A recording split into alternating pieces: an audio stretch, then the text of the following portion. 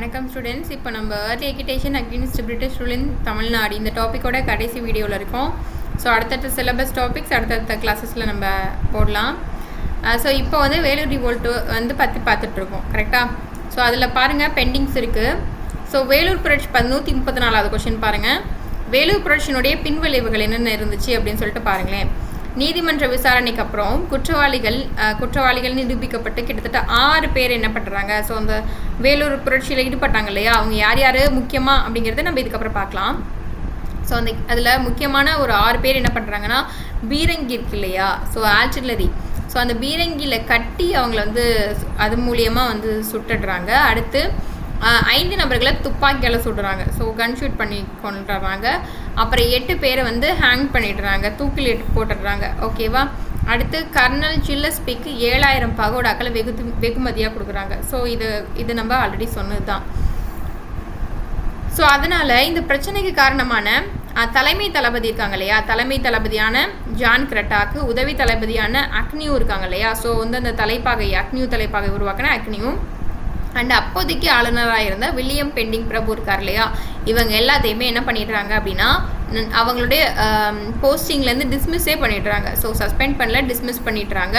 So dismiss பண்ணிட்டு திரும்பி அவங்களை இங்கிலாந்துக்கு கூப்பிட்டுக்கிறாங்க.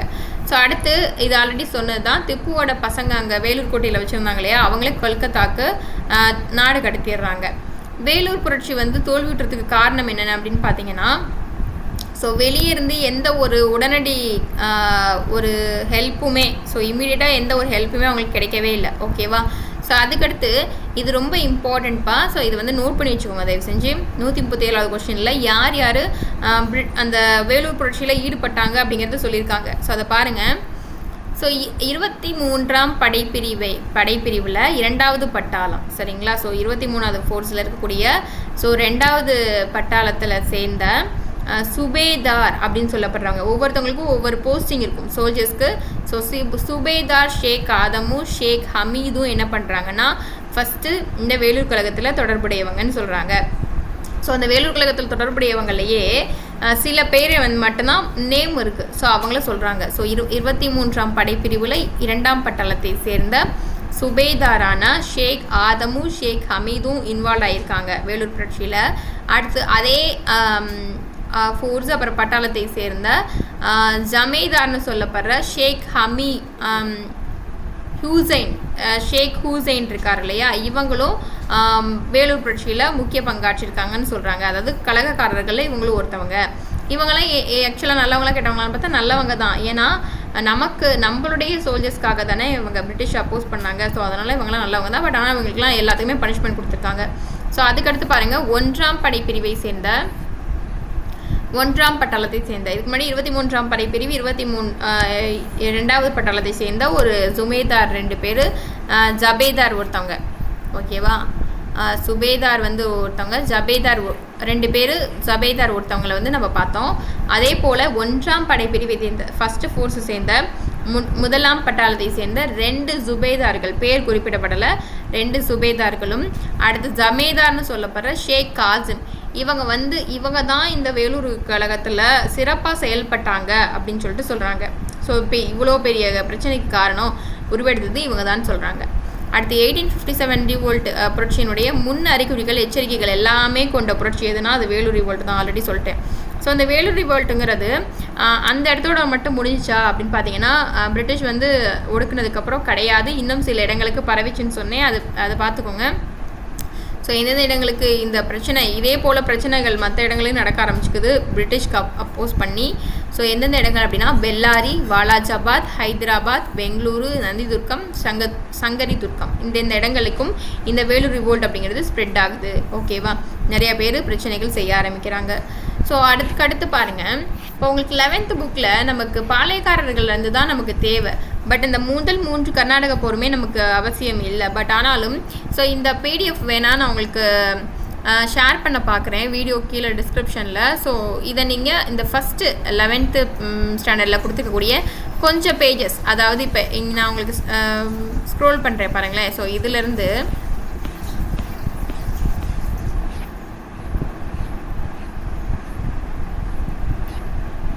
ஸோ இது வரைக்கும் வந்து ஏன்னா இது வரைக்கும் தான் நான் உங்களுக்கு பாளையக்காரர் முறையை ஃபஸ்ட் ஸ்டார்ட் பண்ணதுலேருந்து தான் நான் உங்களுக்கு எடுத்துருப்பேன். ஸோ அது வரைக்கும் தான் நமக்கு தேவை. பட் ஆனாலும் இந்த விஷயங்களையும் நீங்கள் படித்து வச்சுக்கோங்க. ஸோ வந்து இது வந்து ஒரு படித்து வச்சுக்கணுங்கிறத நோட் பண்ணிக்கோங்க. மற்றது எல்லாமே நம்ம எடுத்தது தான். ஓகேவா? ஸோ இப்போ வேலூர் ரிவோல்ட்டில் மட்டும் கொஞ்சம் பெண்டிங்ஸ் இருக்குது. அதை எடுத்துட்டோம் அப்படின்னா இந்த கிளாஸை வந்து கன்க்ளூட் பண்ணிக்கலாம் நம்ம.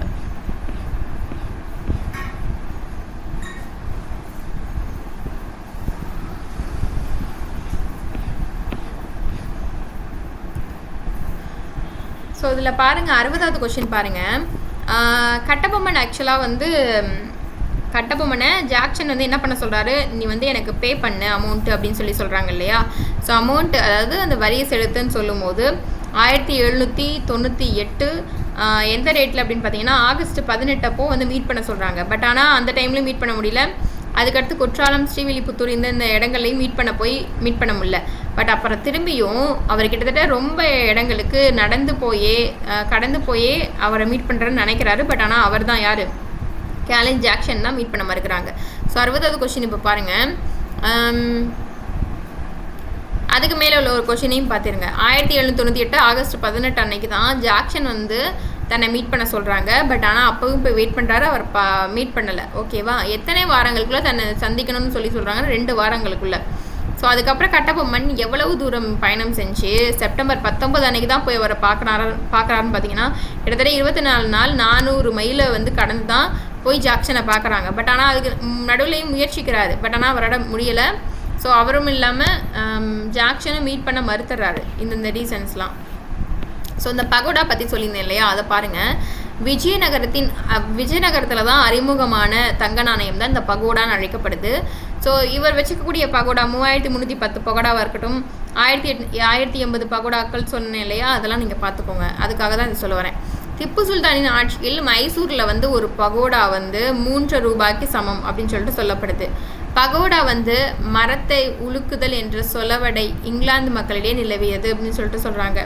ஸோ மரத்தை உழுக்குனா நமக்கு எப்படி காசு மரத்தை கொட்டுனா வந்து இலைகள் தானே உதிரும், அது போல் காசு கிடைக்கணுங்கிற விதத்தில் தான் அந்த மாதிரியான சொலவடையை பயன்படுத்தி தான் பகோடா அப்படிங்கிற மீனிங் வந்ததுன்னு சொல்லப்படுது. அடுத்து தமிழில் வராகன் அப்படின்னு சொல்லிட்டு அழைக்கப்படுது இந்த பகோடா. ஓகேவா? ஸோ கட்டபொம்மன் கம்பெனிக்கு கட்ட வேண்டிய கப்பத்தொகை கடைசியாக பெண்டிங்ஸ் எவ்வளோ இருக்குது அப்படின்னா 1080 வராகன் இருக்குதுன்னு சொல்லப்படுறாங்க.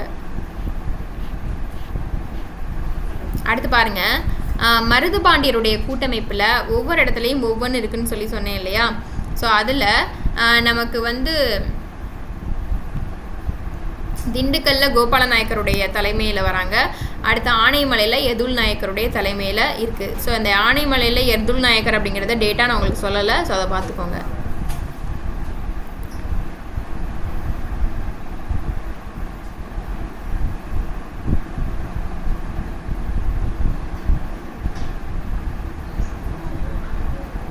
அடுத்து பாருங்கள் 67வது கொஷின்.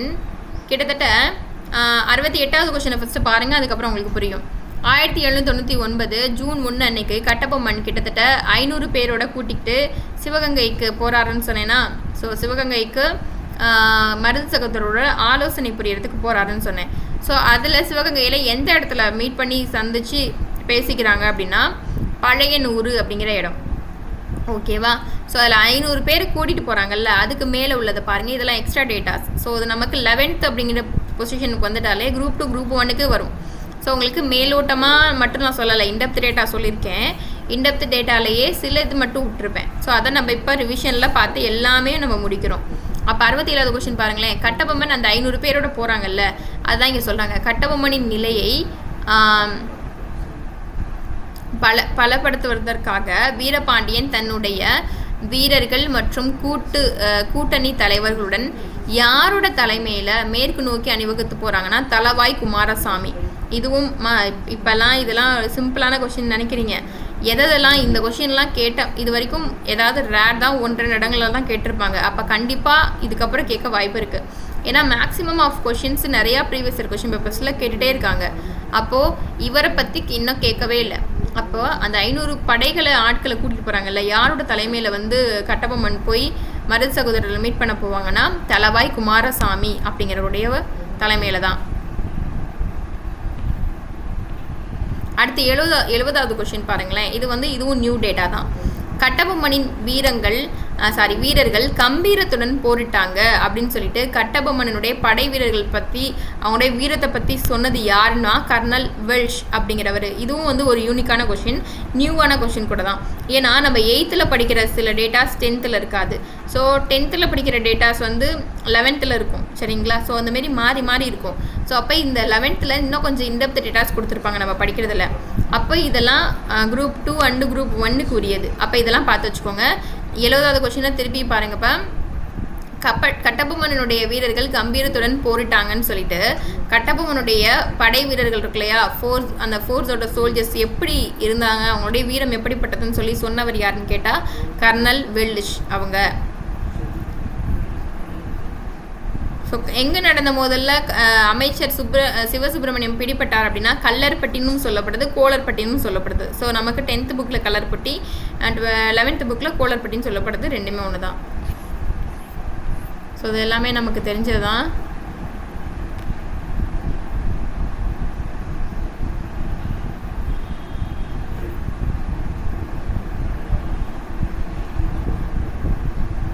ஸோ இதை பாருங்கள்.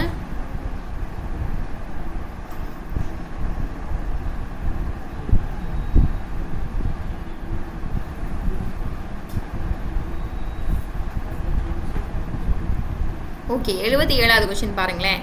நான் உங்களுக்கு ஒரு டேட்டா வந்து அன்னைக்கு வந்து சொல்லியிருந்திருப்பேன்னு நினைக்கிறேன்.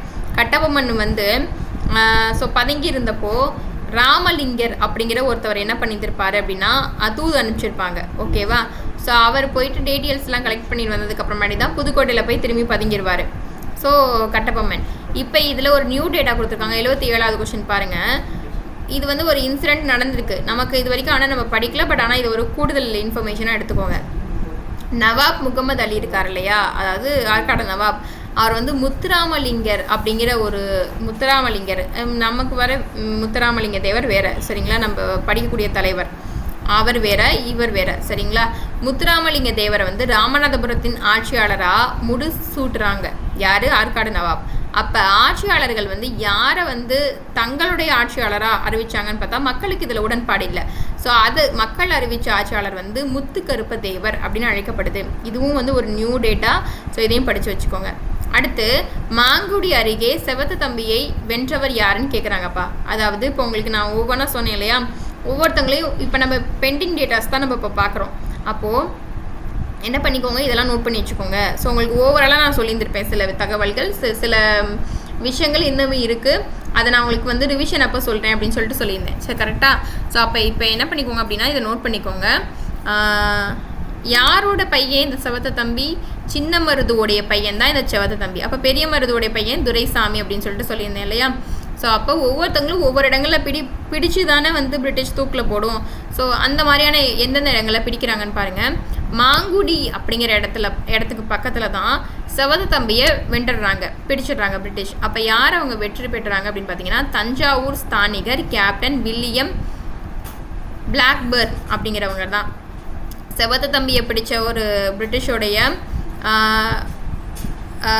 ஆஃபீஸர் யாருன்னா தஞ்சாவூரை சேர்ந்த தஞ்சாவூர் ஸ்தானிகர் கேப்டன் வில்லியம் பிளாக்பர்ன், ஓகேவா? அடுத்து இப்போ ஒரு டாபிக்குள்ளேயே இவ்வளோ விஷயங்கள் இருக்கே, இவ்வளோ ஆஃபீஸர் நேம் இருக்கே, எப்படி மனப்பாடம் பண்ணிக்கிறதுனா நீங்கள் திருப்பி படிச்சிங்கனாலே அது உங்களுக்கு ஈஸியாக அது போய் உங்கள் மைண்டில் ஸ்டோர் ஆகிக்கும், ஓகேவா? ஸோ அடுத்து கிளர்ச்சியாளர்களுக்கு எதிராக 1801 மே மாதத்தில் யாருடைய தலைமையில் ஒரு படைப்பிரிவு நடவடிக்கைகளை தொடங்கிச்சு அப்படின்னா அக்னியூ தான், சரிங்களா? ஸோ கர்னல் அக்னியூ அப்புறம் வந்து கர்னல் இன்னஸ், இவங்க 2 பேரும் தான் மருது பிரதர்ஸ்க்கு அப்போஸ்டாக செயல்பட்டாங்கன்னு நான் அவங்களுக்கு சொன்னேன்.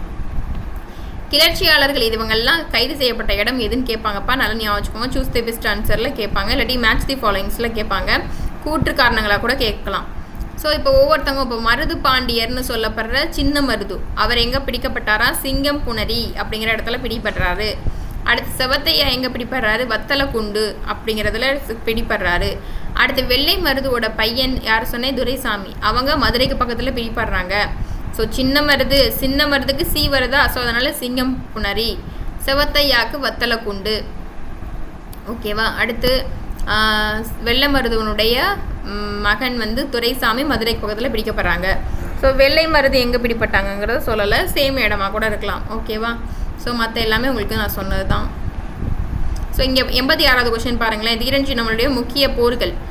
காவிரி கரை போர் 1801, ஓடநிலை போர் 1802, அரச்சலூர் போர் 1804 சொன்னேன். கடைசியாக அவங்க பிரிட்டிஷோட போரிட்டது 1805.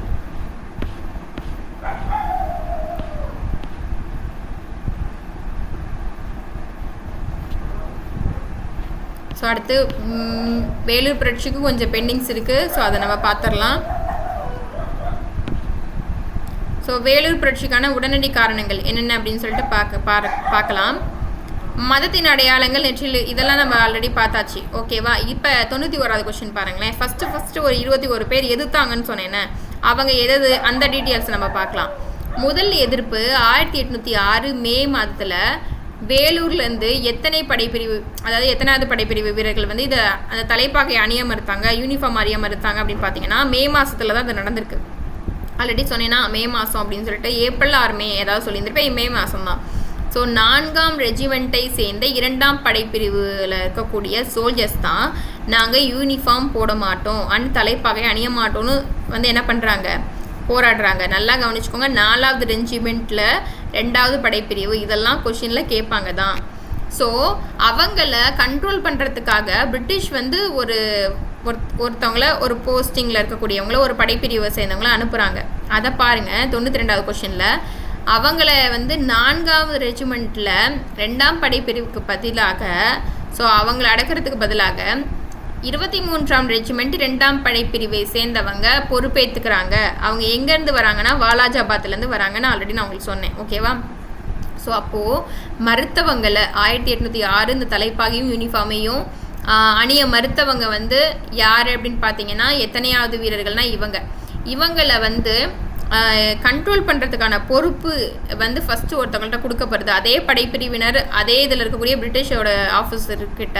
பட் ஆனால் அவங்க அதை பொறுப்பேற்றுக்கல. அதுக்கு பதிலாக வாலாஜாபாத்லேருந்து வந்த 2ஆம் ரெஜிமெண்ட்டை சேர்ந்த 23ஆம் ரெஜிமெண்ட்டை சேர்ந்த 2ஆம் படைப்பிரிவு தான் இந்த பொறுப்பை ஏற்றுக்குது. ஓகேவா? ஸோ அதில் 21 பேரில் 11 பேர் ஹிந்துவும் 10 பேர் முஸ்லீமும் சொல்லிட்டு அவங்களுக்கு 900 கசேடிகள் நடத்தப்படுதுன்னு சொன்னேன். ஸோ அடுத்து 94வது கொஸ்டின் பாருங்களேன்.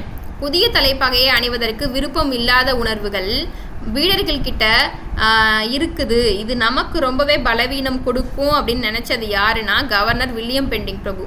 கவர்னருக்கு அந்த தாட் வந்து அவருக்கு இருந்திருக்கு, இவங்களுக்கு வந்து இதை எதுவுமே அணிய விருப்பம் இல்லை, ஸோ இது ரொம்ப பெரிய பிரச்சனையை நமக்கு கொடுக்க போது, இது நமக்கு ரொம்ப பெரிய வீக்னஸ்ன்னு நினச்சிருக்காரு. ஏன்னா அவரோட போஸ்டிங்கே போயிடுச்சு இல்லையா?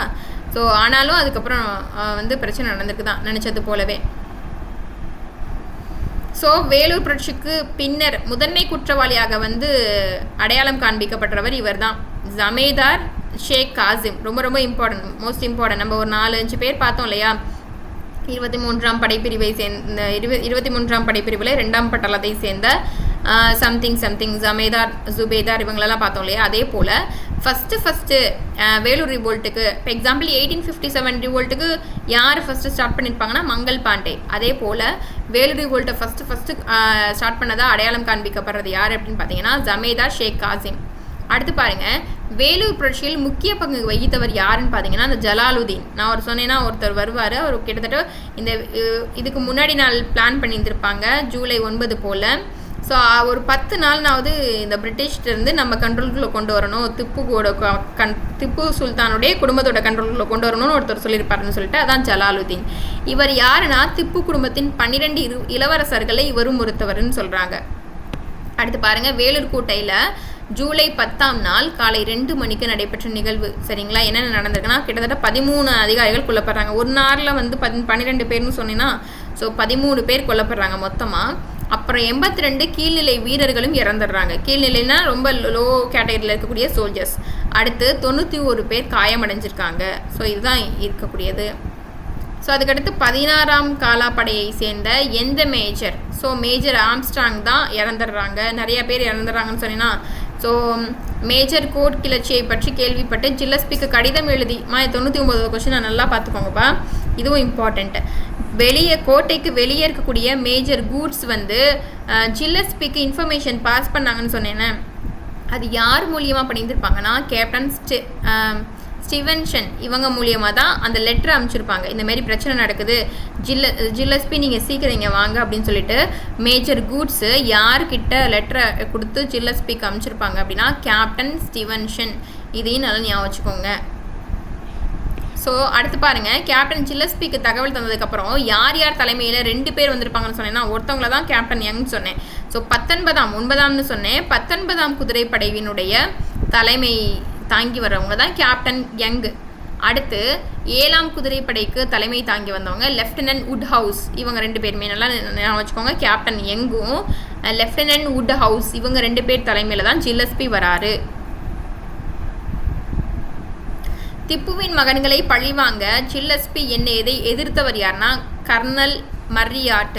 இதுவும் கொஷின் கேட்க வாய்ப்பு இருக்குது நிறையாவே. ஸோ ஒவ்வொரு கொஷினுமே வாய்ப்பு இருக்குன்னு நினச்சி தான் நம்ம படிக்கணும். ஏன்னா இந்த கொஷின் இந்த 101வது கொஷின்லாம் மேக்ஸிமம் அதிகமாக கேட்டதில்லை.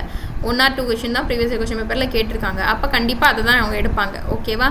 ஸோ திப்புவின் மகன்களை பழிவாங்கத்தான் ஜில்லஸ்பி நினைக்கிறாரு அப்படின்னு இதை எதிர்த்தவங்க யாருன்னா அப்போ நமக்கு நல்லவங்க தானே, கர்னல் மர்ரியாட் இவர். ஸோ இதெல்லாம் நான் உங்களுக்கு சொல்லிட்டேன். இந்த 103 பாருங்களேன். ஜூலை 11ஆம் நாள் வேலூர் கோட்டையின் தற்காலிக பொறுப்பு அதிகாரியா, ஏன்னா பிரச்சனை நடந்து முடிஞ்சிச்சு, இவ்வளோ பெரிய பிரச்சனை, அதுக்கு தற்காலிக அரசு அதிகாரியா அதாவது பிரிட்டிஷோட ஆஃபீஸராக யாரை அப்பாயின்மெண்ட் பண்ணுறாங்க அப்படின்னா கர்னல் ஹார்கோர்ட் அப்படிங்கிறவங்கள அப்பாயின்மெண்ட் பண்ணுறாங்க.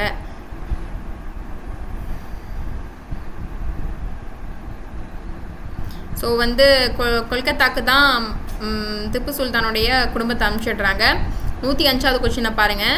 பெருங்கிளர்ச்சியில் இடம்பெற்ற கொழுப்பு தடவப்பட்ட தோட்டாக்களுக்கு பதிலாக வேலூர் புரட்சியில் இடம்பெற்றது பேட்ஜ். தலையில் இருக்க அந்த பேட்ஜ் இருக்கு இல்லையா, ஸோ தொப்பியில் இருந்த பேட்ஜ். ஸோ அதை நமக்கு பேட்ஜ் அவங்களுக்கு பேட்ஜாகவும் கொடுத்துருக்கலாம், பேட்ஜ்லேயும் இருக்குது தொப்பிலையும் இருந்ததாக சொல்லப்படுது.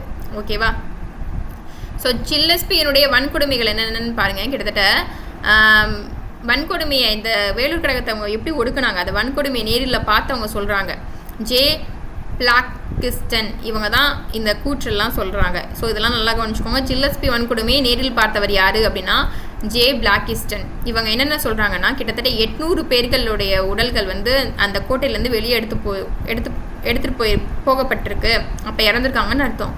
அதே போல் WJ வில்சன் இவங்களோட மதிப்பீட்டுப்படி கிளர்ச்சியில் பங்கேற்றதாக ஒரு 378 பேரை சிறையில் வச்சிடுறாங்க. ஓகேவா? நீங்களும் இப்போ அதில் சம்மந்தப்படலை உள்ளுக்குள்ளே பதுங்கியிருப்பாங்க இல்லையா வேலூர் புரட்சியில் ஈடுபடாத வீரர்கள், அவங்களையும் பிடிச்சி என்ன பண்ணுறாங்கன்னா ஒரு 378 பேரை போய் ஜெயிலில் வச்சிடுறாங்க.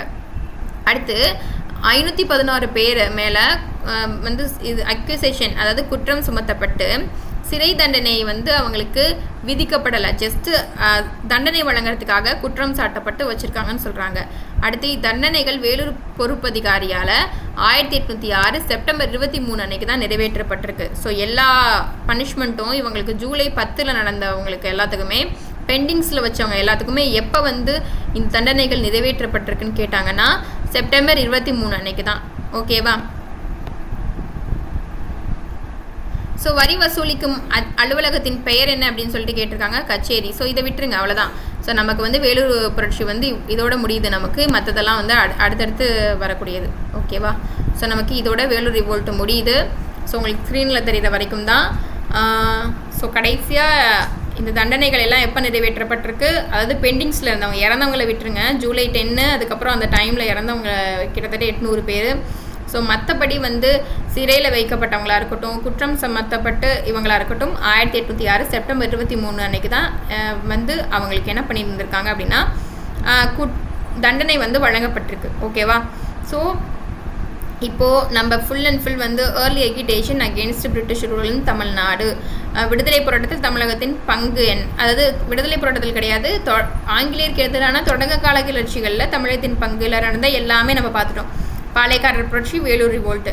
நான் உங்களுக்கு மேலோட்டமாக மட்டும் சொல்லலை, என்னென்ன டேட்டாஸ் எல்லாம் இன்டெப்த்தோ இம்பார்ட்டண்ட்டோ அந்த கிளாஸாக எடுத்துட்டேன். விட்டு போன டேட்டாவே உங்களுக்கு ரிவிஷன் மாதிரி பார்த்துட்டேன். ஸோ ரிவிஷனும் கொடுத்துட்டோம், ப்ளஸ் விட்டு போன டேட்டா இங்கே இதெல்லாம் நான் சொல்லலைங்கிறதையும் சேர்த்து உங்களுக்கு கொடுத்துட்டேன். அப்போது நம்ம ஒரு வெல் செட்டில்டு ஒரு கிளாஸ் எடுத்திருக்கோம். ஸோ இதுலேருந்து தான் கண்டிப்பாக கொஷின் வரப்போகுது இந்த சிலபஸ் டாப்பிக்கில். இதை தவிர வேறு எங்கேருந்தும் வரப்போகிறது கிடையாது. ஸோ ப்ரீவியஸ் இயர் கொஷின் பேப்பரையும் பார்த்து நீங்கள் இந்த ஒவ்வொரு சிலபஸ் டாப்பிக்குக்கும் நீங்கள் இவ்வளோ தான் படித்தா போதுங்கிறத நம்ம சொல்கிறோம். அப்போ நீங்கள் அதை மட்டும் படித்தா போதும். ஸோ அதை தாண்டி கொஷின் கேட்க மாட்டாங்க. ஸோ அதுக்கு நான் கேரண்டி. ஸோ ஏன்னா இதுக்கு முன்னாடி ப்ரீவியஸ் இயர் கொஷின் பேப்பரில் கேட்டது எல்லாம் இதுதான். அப்போ சில கொஷின்ஸ் வந்து இன்னும் ரேர் தான், இன்னும் கேட்கலங்கிறத இன்னும் கொஞ்சம் நல்லாவே படிங்க. கேட்கலங்கிறதுக்காக படிக்காமல் இருக்கக்கூடாது. ஸோ எந்த கொஷின் வேணாலும் கேட்பாங்க. திருப்பி ரிப்பீட்டடாக நீங்கள் ஒரு ரிவிஷன் கொடுக்கும்போது சீக்கிரம் இந்த பேர்லாம் உங்களுக்கு ஞாபகமாக இருக்கும். ஸோ கஷ்டப்பட்டு இந்த நேம்லாம் ஞாபகம் வச்சு எல்லாத்தையும் வந்து கரெக்டாக ஆன்சர் பண்ணுறவங்க தான் எக்ஸாம்ஸ்க்கு கிளியர் பண்ணி போவாங்க. ஸோ நம்ம வந்து ஜஸ்ட்டு 1 or 2 டைம் மட்டும் படிச்சுட்டு மட்டும் இருந்தோம்னா எக்ஸாம் கிளியர் பண்ணுறது கஷ்டம். ஓகேவா?